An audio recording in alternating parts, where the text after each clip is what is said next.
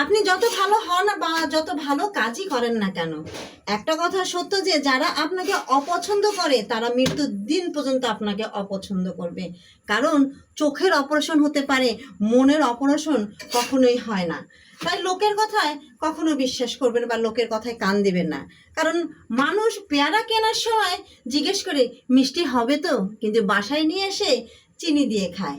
আপনি ইকোনমিক্সে চলেন আর বিজনেসে চলেন, পৌঁছাবেন তো একই সময়ে। ধনীর বেশিরভাগ টাকা খরচ হয়ে যায় তার প্রকাশ করতেই। আপনি বেশি টাকা ইনকাম করেন আর কম টাকা ইনকাম করেন, সবার বাড়ির রুটির সাইজ তো এই একই হবে, তাই নয় কি?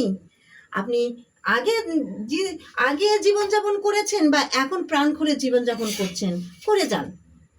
কে কি বললো সেদিকে কান না দিয়ে। দুনিয়ার কোনো পীর কিংবা কবিরাজ আমাদের ভাগ্যকে বদল করতে পারে না, এটাও একটা সত্য। একটা সত্য এটা যে আপনি আপনার কর্মের দ্বারা, কাজের দ্বারাই কেবল ভাগ্যকে পরিবর্তন করতে পারবেন। তাই কর্ম করে যান, পরে অবশ্যই ফল পাবেন।